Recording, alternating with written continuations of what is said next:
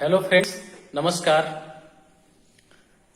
आज की वीडियो में मैं एक बहुत ही इम्पोर्टेंट विषय पे आपके सामने चर्चा करना चाह रहा था। वो विषय ऐसा है कि अभी हाल ही में सोशल मीडिया के माध्यम से, न्यूज़पेपर के माध्यम से या टेलीविजन के माध्यम से आपको एक खबर मिली होगी कि भारत में 23.9% जीडीपी में गिरावट आई है। और ये वास्तव में हमें सोचना चाहिए और सोचने का विषय है। मैं इसकी पृष्ठभूमि की बात करता हूं, आज से 4-5 महीना पहले की बात करता हूं, क्योंकि 22 मार्च 2020 को जनता कर्फ्यू के बाद 24 मार्च 2020 को भारत में लॉकडाउन की घोषणा की गई थी। और लॉकडाउन 1, लॉकडाउन 2, लॉकडाउन 3, लॉकडाउन 4 के बाद स्थिति कुछ सामान्य हुआ था। अब ये लॉकडाउन क्यों किया गया था, आप सबको पता ही है कि एक वैश्विक महामारी कोरोना, जिसके चपेट में आज भी पूरी दुनिया है, उन चपेटों से बचने के लिए और अपने आप को सुरक्षित रखने के लिए सरकार ने एक बहुत ही अच्छी पहल की थी और लॉकडाउन का उन्होंने घोषणा किया था। उस लॉकडाउन का घोषणा का अर्थव्यवस्था पे बहुत ही बुरा असर पड़ा, और सिर्फ भारत ही नहीं, दुनिया के अन्य देशों पर भी इसका बहुत ही बुरा असर पड़ा है। दुनिया में जो सबसे बड़ी 7 अर्थव्यवस्था वाले देश थे, अगर मैं बात करूं तो जापान में भी गिरावट आई है। America, Germany, Canada, France, England, Bharat, दुनिया के जो जितने बड़े बड़े अर्थव्यवस्था वाले देश है, आज वो सभी देशों में जीडीपी में गिरावट आई है।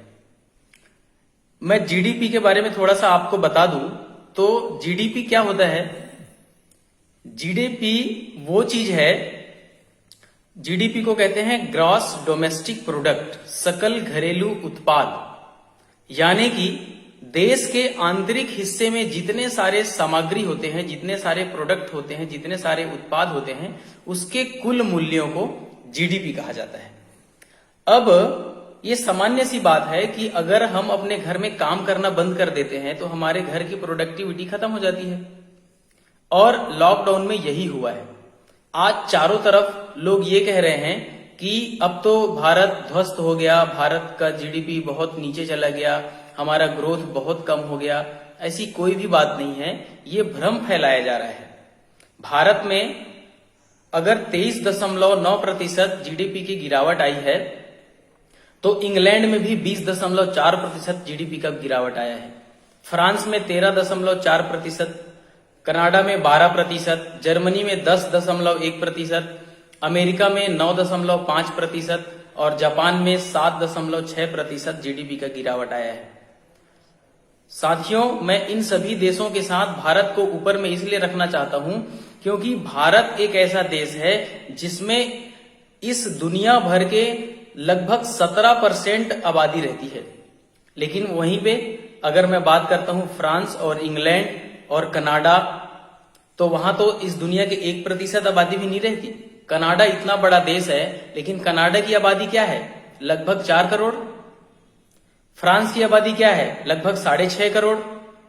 वहीं पे जर्मनी की आबादी क्या है? लगभग 8.5 करोड़। अमेरिका की आबादी आप सबको पता ही है, लगभग 34 करोड़। और जापान की आबादी लगभग 13 करोड़। लेकिन वहीं पर भारत की आबादी क्या है? तो साथियों, भारत की आबादी है 132 करोड़। इस 132 करोड़ की आबादी के सामने जो छोटे छोटे देश हैं, उन देशों की क्या औकात है। और कहीं कहीं अगर हमारा जीडीपी गिरा है तो ये अप्रैल से लेकर के जून तक की जो तिमाही है उसका ये रिपोर्ट है, न कि अब तक का। जैसे हमारा अनलॉक की प्रक्रिया शुरू हुआ, हमारा जीडीपी वापस ग्रो करना शुरू कर दिया था। तो मैं आपको ये बताना चाह रहा था कि वर्तमान में जो सोशल मीडिया के माध्यम से जो अफवाहें चल रही है, वो अफवाह पूर्ण रूपेण गलत है। इस कोरोना महामारी से बचने के लिए जो लॉकडाउन किया गया था, उस लॉकडाउन के वजह से पूरी दुनिया की अर्थव्यवस्था नीचे गई है, सिर्फ भारत का ही नहीं। लोग भारत में ढोल बजाने लगे हैं कि भारत की सरकार ऐसी, भारत की सरकार वैसी। साथियों, सिर्फ सरकार ही कुछ नहीं कर सकती, हमें भी जागरूक होना पड़ेगा और हमें भी जीडीपी को ग्रोथ करने के लिए हमें भी वर्किंग होना पड़ेगा और अपने काम की ओर हमें ध्यान देना पड़ेगा, न कि हल्ला गुल्ला करना पड़ेगा। ठीक है साथियों, बहुत बहुत धन्यवाद। अधिक से अधिक इस वीडियो को शेयर करेंगे ताकि जो अफवाह है उससे हम बच सके। धन्यवाद।